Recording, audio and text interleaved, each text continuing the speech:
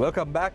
This is Face the Nation. We are in conversation with Shreen Abdul Sarur, activist Michael Joachim, Chairman, Prido Plantation Rural Education Development Organization, as well as Dilshan Ndugawala, Coordinator of the Voice of Migrants Network. Our topic of tonight on Face the Nation is modern day slavery. So let's start off right after the break with Shreen. Shreen, we spoke about the plantation sector workers, we spoke about migrant workers, we spoke about many other areas as well, but we did not talk about the garment sector workers as well. They are also somewhat being put under the hammer, isn't it? Yes, so that's also another industry. So these are the three industries that, very interestingly, the industries that brings in dollars to this country, right? The tea, the garment and the migrant workers. So if you look at it, it's over 70% of the workers are women. And it doesn't have any upward mobility whatsoever. It is all in a working condition is so appalling, and we can't even say it's work because the environment itself is highly problematic, right? So in that context, the garment factory workers in Sri Lanka, and also we have garment factory workers outside. Now, today I got a news in Jordan, about over 100 of Sri Lankan workers are in bondage labor, and they have been working there for over a year, and they are not paid by this garment factory. So since we have created this trend of also sending garment factory workers abroad, it's also now becoming a problem, and it's you know, the amount of workers that we have, garment factory workers are very less comparatively as migrant workers. But in country, in Sri Lanka, we also see these garment factory workers' labor conditions being very appalling. And they live in free trade zone in very with minimum facilities, and their minimum salary sometimes 16,000 above, but when they pay their rent, their food and all those things, they are not left with anything. Therefore, some of them have to do double job, and some of them are forced into prostitution as well. Because sexual harassment is norm in the garment factories. Sri Lanka doesn't have a clear sexual harassment policy. We have been saying that we will ratify the ILO 190 convention. Our labor ministers have been hoo-ha in the parliament, but so far we have not done anything about sexual harassment at workplace, right? Garment factory. But most of the companies in Sri Lanka, I know Sri for a fact, have brought in sexual harassment into their labor contracts, and they try to execute it. At least the blue chip companies in the country. I'm quite well aware. Yes. Majority of the companies are doing that. Some of it, I would say, but then not all of it. And also, like the sexual harassment at workplace, there is no contract for many of these women, right? That is also one thing that we are talking about, because some of these people are subcontracted, right, to their work, and therefore there is no contract. And also, if there is violation, when there is free trade zone, you can't take any action because the free trade zone is exempted from Sri Lankan normal law, legal system, right? There are BOI companies are exempted. That's why when women join labor union, now I know instances where people who, when they try to join labor union, they are being kicked out from their work. Right? And also, like you saw how they have been treated during COVID.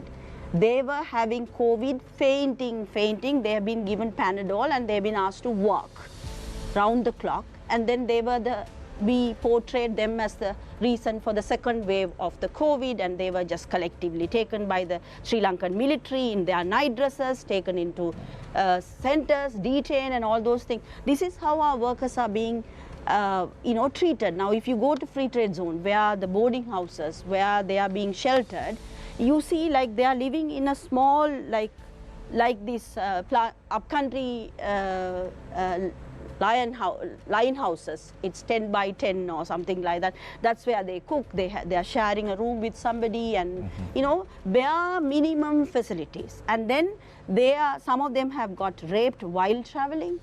Right? Minister is talking about night shift work for women, and daytime we are being sexually harassed. in the public spaces, public buses, garment factory and everywhere.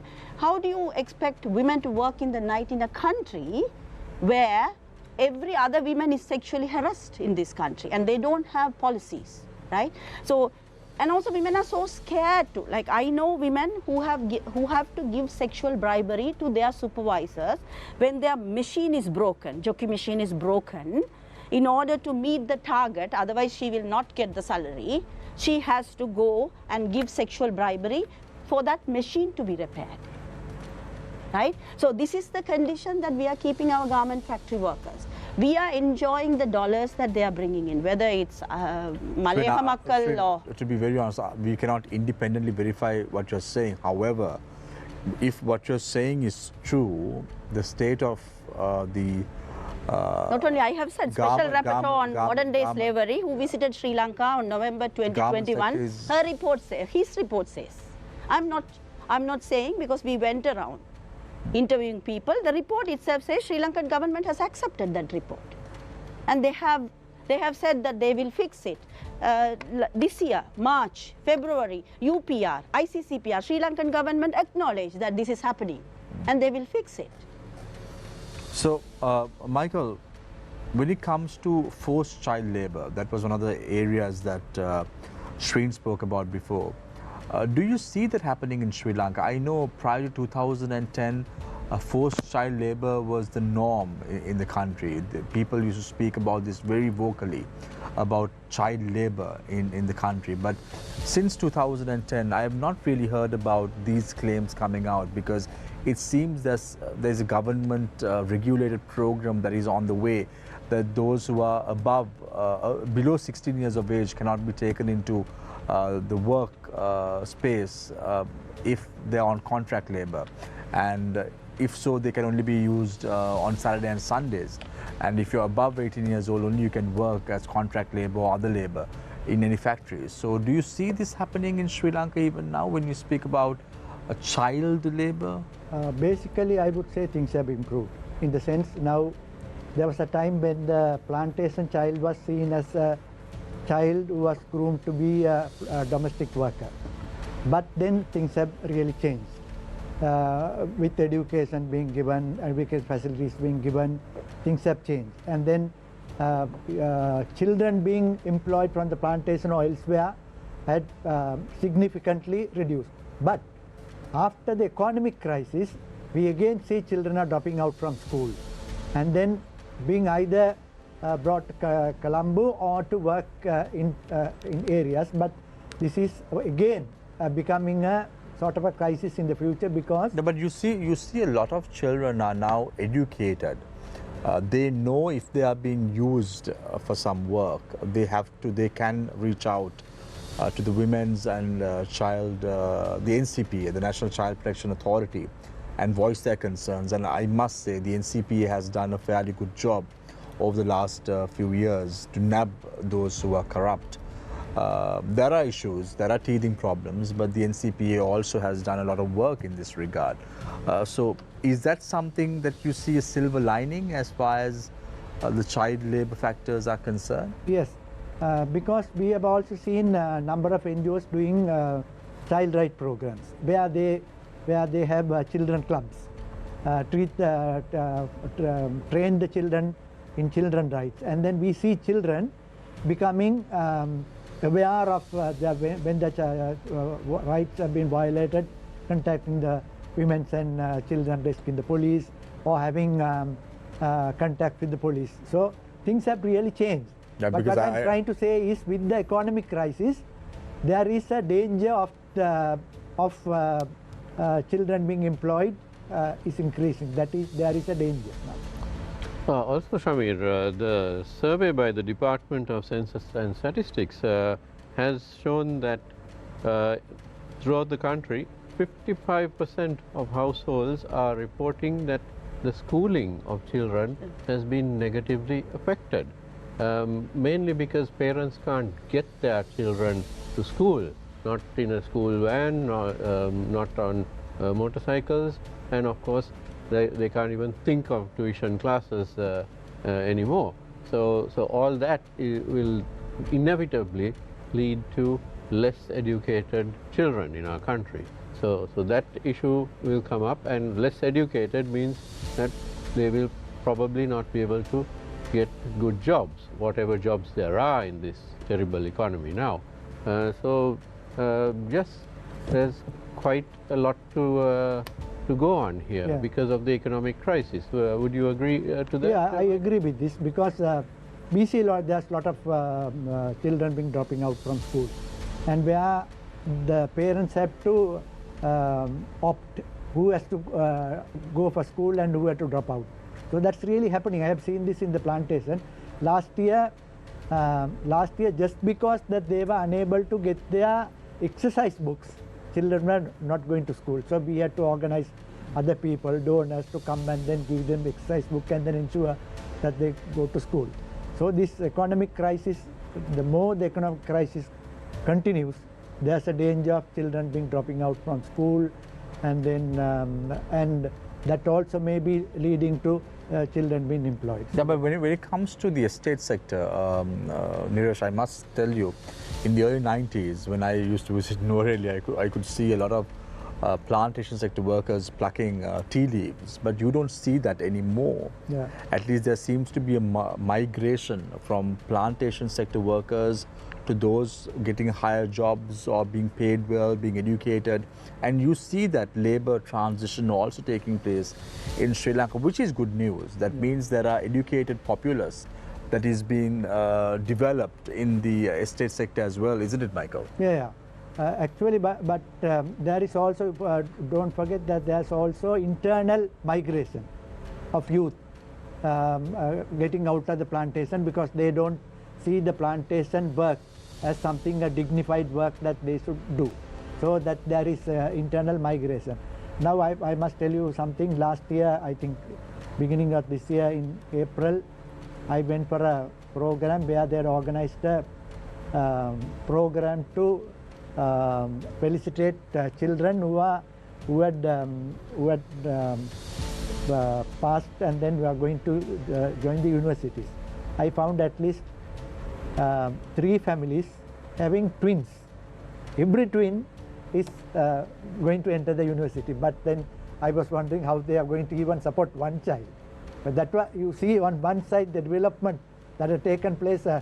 3 families out of about 40 children, 3 twins, 3 set of twins are ready to go to the. So they were asking how are we going to send these children? So we had to definitely drop one and then send the other. Thank God I was a twin and, and I never had to face such a predicament. Thank God. So, Dilshani, we are getting some questions from our viewers tonight. I want to pose this question to you. There are certain companies in Sri Lanka that delay payment by over 2 months, forcing workers to take high interest loans from loan sharks. Why is the Labour Minister not looking into these matters? So this microcredit thing is a bit of a menace, and I think in some instances they are also connected to these agencies as well. So once a family takes once a family takes loans and they can't pay, then they are connected to these agencies, and the agencies go and talk to them to migrate. Because when one domestic worker migrates, I think an employer pays to almost 800,000 to 1 million rupees for one domestic worker. So that expenditure is solely borne by the employer. So that's a lot of money to our country as well. So I think everybody should be aware, including the government. They should take some action about this, because this microcredit has become a huge issue. Providing them 3-wheelers or things that they don't want, televisions, things that they want. It's a huge issue that has happened, and most of these people who migrate are because of these debts that they have taken. So, Tarun, do you have any questions? Yes. Or else we can move forward. One for Shreen, if it's yeah, okay? of course, yes. All right. Shreen, you said that in the garment sector, that those young women have to sometimes even sexually bribe their bosses for something as simple as getting the juki machine repaired. What are the barriers that are there in reporting such cases, and how can that system be improved? It's very extremely difficult because the shame attached to it. Because, I mean, good thing about Sri Lanka right now is that at least there is an acknowledgement that there is sexual bribery, right? We have done a study. Sexual bribery is everywhere. Sri Lanka is a corrupt country, right? That's how we come to this stage. And so when women don't have money to pay, they are being asked to give their bodies, right? So in that context only, so now our anti-corruption law has a separate recognition with regard to sexual bribery. There is definition and so there is recognition. State has recognized that there is sexual bribery in this country, right? So it's the shame attached to it. Now, if it is a rape, then you go and complain, at least to a certain extent, even though the system does not work and there is social ostracization and all. But, you know, the bribery is something that you give in order to get some service done. But it's a power relationship at the end of the day. Somebody in power is demanding you in order for you to get your wage or your performance appraised or promotion or things like that. Now, same thing happens with regard to not only the garment factory, but also various other sectors that we have seen that women are forced to give sexual bribery, right? Some of these women said that even when they travel, the bus conductor from the free trade zone to their house, because they go very late in the night, right? They are asked for sexual bribery because they can't pay some amount or whatever they are asking. They would have borrowed some money for emergency and all those things, and so then they have to give it. So in that context, it's extremely difficult. The other thing is, every time a woman talks about sexual harassment or sexual bribery, there is that test whether she is telling the truth or not, right? Even rape, there is that test that she has to pass. So it's extremely difficult for anybody to talk about it. Even migrant workers, women who are raped, who actually, the third secretary who asked for sexual bribery came back, but she told us, don't tell anybody. We wanted to file a police case, but it was extremely difficult for us to go to police because this woman is so worried about her future, and we completely understand that part of it. So therefore, most of the sexual bribery cases don't get reported at all. Even if it gets reported, it gets shut down at the police station itself, because the police will then start using that woman. You have come with this complaint, then he will start calling her in the night, and then that will be another form of harassment, right? So it's extremely difficult for women to come up and talk about this issue. Also, the inability to present proof in such situations could make the case even worse. And also there is already an assumption that who this woman is, sexually abused woman is. There is a judgment. She gets labelled. Yes, labelled. All right. Right, Niresh? Yes, so one point there, Shreen, is that we have very low women's representation in political authority, whether it is your Pradesha Sabha or municipal council or up to the to parliament itself. So that needs to be corrected, and of course to do that we need elections. So yes, definitely. Hopefully next year we will see elections, and the hope is that there will be more women's representation. So she talked about the migrant workers' voting rights. We don't have absentee ballots in this country. So these migrant workers are roughly about 7% of our voting population, right? They are not voting. But they are contributing to the economy of the country, but they are not. The recent statistics, you all would have undergone this. I had to argue with the people who came for statistics. They said if somebody does not live in the house for 6 months, that migrant worker is not even included in our statistics. What are we doing? What are we doing to these workers? Because it is political rights. It's not only participation, becoming politician, but also exercising your voting rights as a citizen of the country. We are denouncing these people as not even a citizen of this country. So it's very important that if one fine day, migrant workers get together and send one woman migrant worker to the parliament, that will be wonderful, because that woman knows what to do with this particular sector, because nobody seems to know what to do with this. But let's talk about the way forward. I want to give each speaker the final round to speak about what is the way forward, because we speak about the problems And we all know what these problems are. But now let's talk about a way forward. What must we do to arrest these problems? So let's start off with Dilshani. So like Mr. Joachim said, this is an industry. We need to develop this industry, and all stakeholders should come together to develop this industry. And to do so, we also must understand who the migrant worker is and who's actually contributing to our country. And like I started this to say that migrant workers are the lifeline of this economy. So start off, we need to provide, to recognize them, we need to give them the voting access. Because if they are sending us money, they should have the decision to choose the correct people to run this country with the money that they are sending. That is one. Second thing is, Voice of Migrants Network, we organize workers for them to voice their concerns. They have to have a platform where they are heard. They need to voice their concerns, because most of the time all these issues come to play when But Dilshan, just to interrupt you there for a second, do you agree with Shreen? I know Shreen was very vocal about garment sector workers and so on and so forth, but I know for a fact that most of the reputed brands in Sri Lanka are being governed by their principles. Yes. If you talk about companies like Nike or Victoria's Secret or the big brands, Adidas, all these are governed by their principles. So in the garment sector, reputed companies, I don't think are resorting to such practices, do they? So Because we are a you can always report back to those companies, and these companies, I know for a fact, take labor rights very, very seriously. But the problem is, like, we are a country, we hide behind culture, right?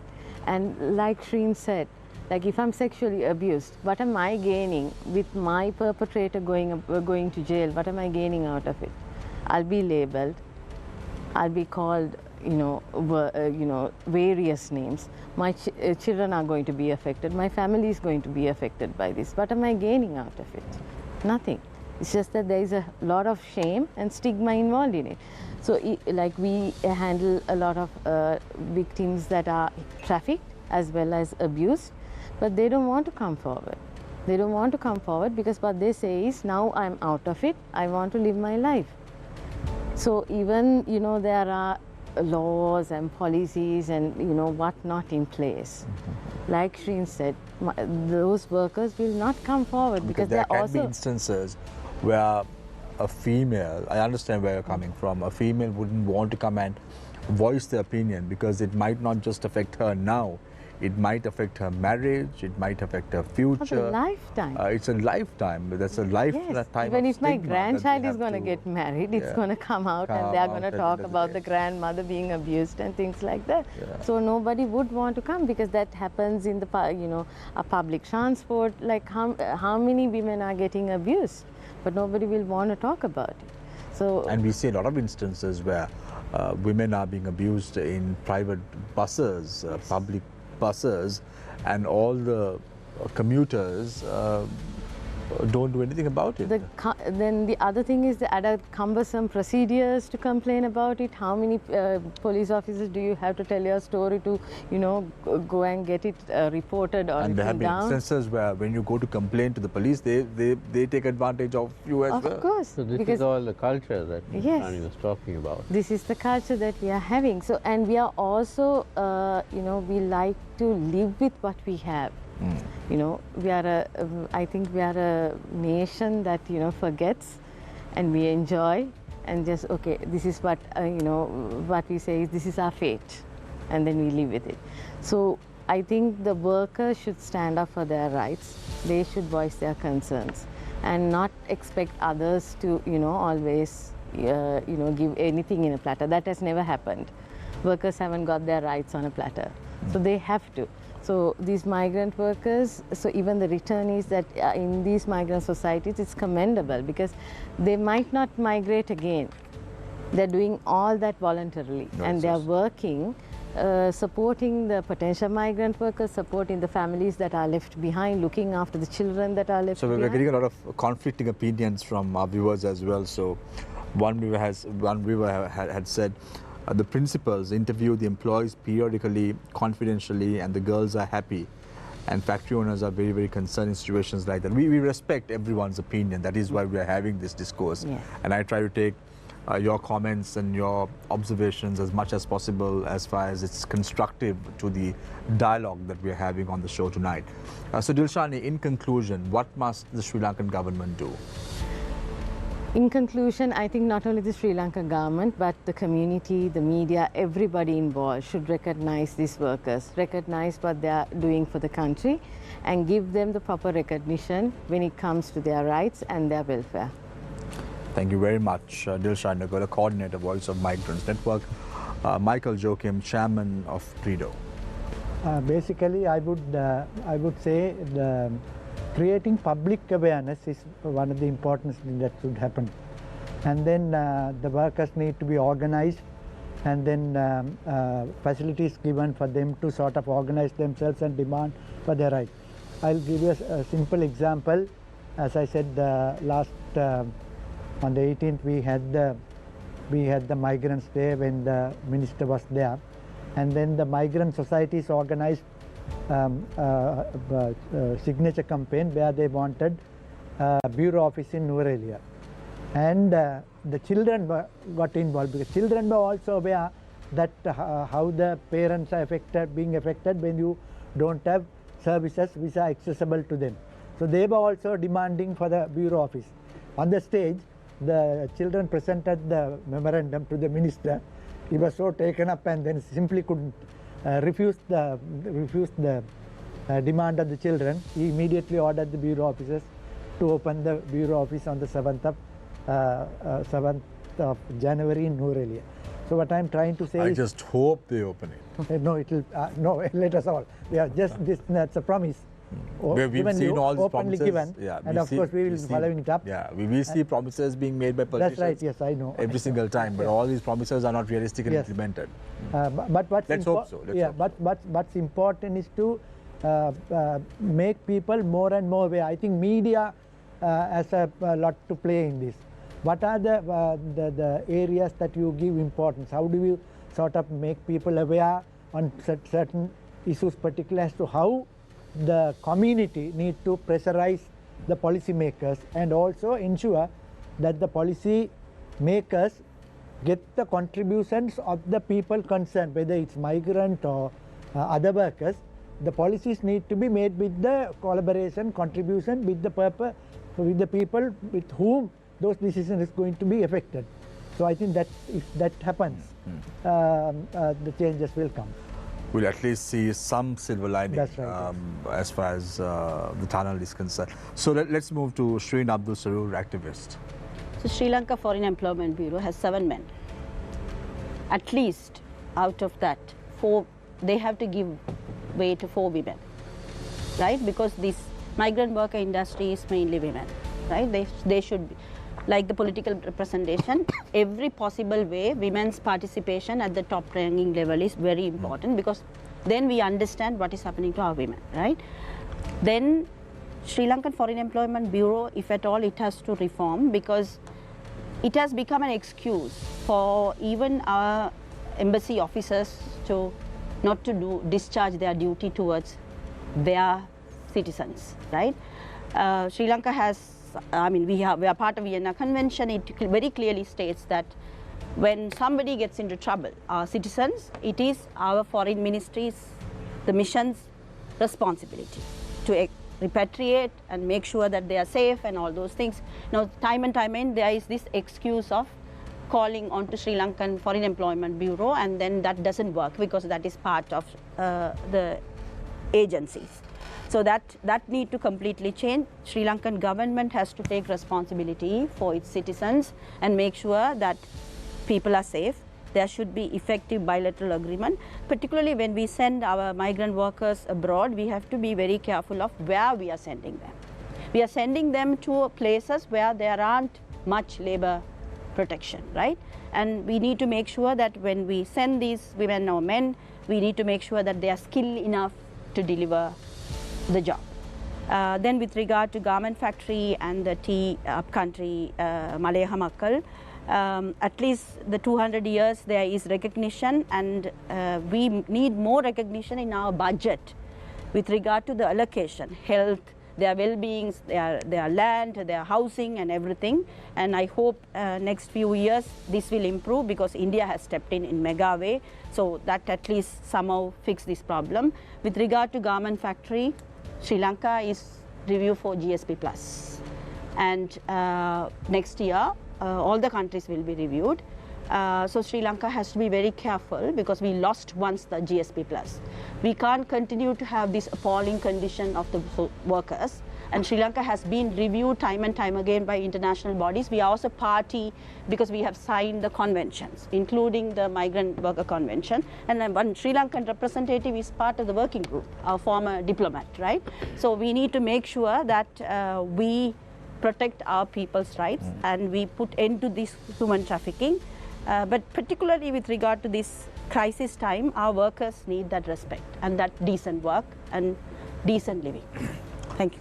Thank you very much, Shreen Abdul Sarur, activist. Thank you very much, Michael Joachim, Chairman of PRIDO, Plantation Rural Education Development Organization, Dilshan Indugowila, Coordinator of the Voice of Migrants Network. Thank you very much, Theruni. Thank you very much, Niresh, for joining us this evening on the show. Niresh is the Consultant English News Director at Newsfirst. Theruni is a young, budding journalist at Newsfirst as well. So nice to have the two of you tonight on the show as we close our shows for 2023. Next year, we'll be meeting you on Wednesday. It's going to be a brand new year. Let's hope for the best. I leave you tonight with a quote, as I always do. Nobody's free until everybody is free. May you have a wonderful 2024. Take care and good night.